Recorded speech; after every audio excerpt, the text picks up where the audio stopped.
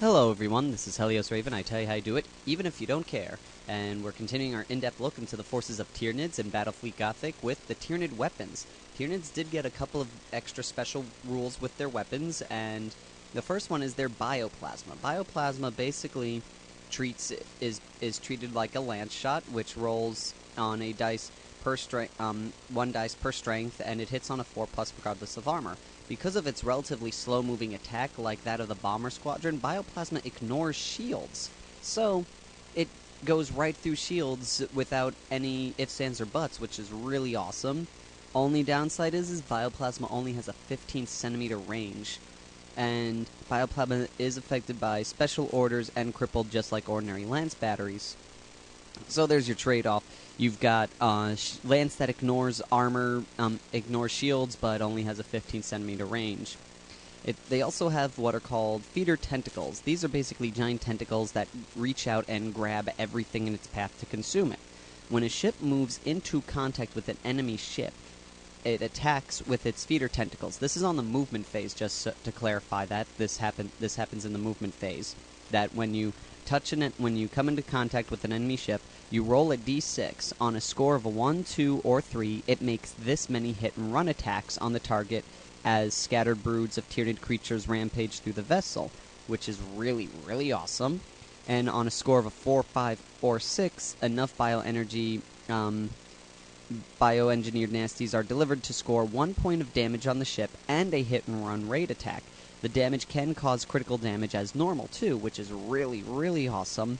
And the ship can continue moving after making the feeder tentacle attack and shoot/launch ordnance later in the turn, but may only attack one ship per turn. Feeder tentacles are unaffected by special orders of any kind. If a bio ship becomes crippled, its feeder tentacles may no longer attack. So, in your movement phase, you move your ship. If you come into base contact with a enemy vessel, you get to attack with your feeder tentacles as described, and then you continue your movement if you have any movement left, and then you're able to fire and launch ordnance just as if that attack never happened, which is really awesome. And even if you go under special orders, so you could do all ahead full, pass by the ship that you want to get to, and do a feeder tentacle attack at least on it, which is really awesome. And then then they've also have massive claws. These are basically giant pincer claws on the sides of the ship. And when a Tyranid ship moves into base contact with an enemy, roll, let's see, hold on one second. Roll 2, enemy, roll 2d6. Each roll of a 4+ inflicts 1 hit on the target, ignoring shields, but not holofields. If the claws hit only once or not at all, the Tyranid ship can continue moving after making the attack and shoot launch ordnance later in its turn. So it's just like feeder tentacles. It does this attack during its movement phase and then continues moving on if it misses or if only one attack hits. But if both attacks hit, then the vessel has grabbed the target in its fearsome grip and will not let go until either it or its prey is destroyed, which is really, really awesome. It basically latches onto the vessel. Neither vessel can move if they are of the same class or smaller, i.e. capital ship to capital ship, or if it's a giant capital ship grabbing a tinier ship and such. A larger class vessel may still move, but only at half rate, so a little tiny escort or cruiser latches onto a battleship, then the battleship can only move at half its speed. Both ships may shoot at half effectiveness. Nova cannons and similar special weapons cannot fire. In every end phase, roll an attack again. 2 dice needing 4+ to hit. If any 2 attacks hit when a vessel is already grappled, then it takes a 3rd additional hit. Either ship may conduct boarding actions as normal. Massive claw attacks can cause critical hits as normal, and massive claws are unaffected by special orders of any kind. If a bioship becomes crippled, its massive claws may no longer attack. So that's your trade-off again. You get this really neat ability where you can latch onto a ship and just start pincering the crap out of it if you want to, launch, do boarding actions on it, and fire your bioweapons into the thing, do whatever you want to make sure that that ship goes down, which is really awesome.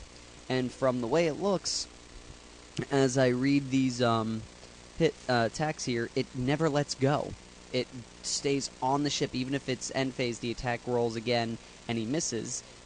As long as as long as one attack hits, he gets a third attack, and it's just really hard to get rid of these ships. You have to literally kill it with boarding actions or shooting it with weapons and such. So that's that for that. And they also have pyroacidic batteries. These are basically their weapon batteries, and they cause considerable damage on impact. They work like the same way as ordinary ships' weapon batteries. Any ship which is hit by a pyroacid weapon has a chance that they will continue to be eaten away by the deadly agents. Ships which suffer a critical hit from a pyroacid weapon automatically receives an additional fire critical hit result as well. It's not actually on fire, but the long-term effect is comparable. And pyroacid batteries are affected by special orders and crippled just like ordinary weapon batteries. And that was it for their regular weapons, and then they move on to spores. Spores are basically the ships have a bunch of these spores that float around the vessels that they are. And what it is a Tyranid vessel at the beginning of their turn have a number of spore clouds equal to the number of spore chrysalists, which are specified in the bioship's characteristics. Spores are automatically regenerated at the beginning of a player's turn in the same manner as shields. Spore clouds are not cumulative and never exceed the spore chrysalis strength of a given vessel. They are also unaffected by the ship's special orders. If a Tyranid ship is crippled, its spore crystal strength is not affected, as the vessel's self-defense organisms go into overtime to try and protect the host creature, which is really, really awesome. And they work in many different ways. First, they do work as turrets. If an attack by an ordnance, a bioship treats its spore chrysalis as a number of turrets it is bringing to bear. Each blast marker in contact with the ship will reduce one spore cloud to hitting on a 6 instead of a 4+. Unlike normal turret fire, both torpedoes and attack craft can be targeted by spores in the same turn. And bioships can mass their spore crystals in close formation against ordnance as described for other ships, but they do not gain any shielding benefits by doing so.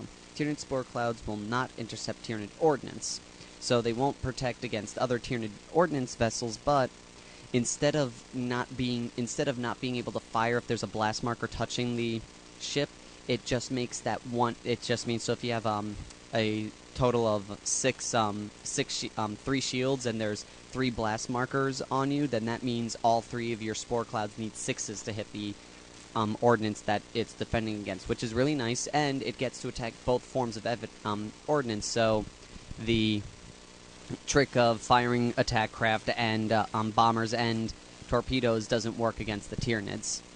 And we are starting to run out of time, so I'm going to put a hold on it for now, and we'll continue this in another video. So, until next time, this is Helios Raven, signing off.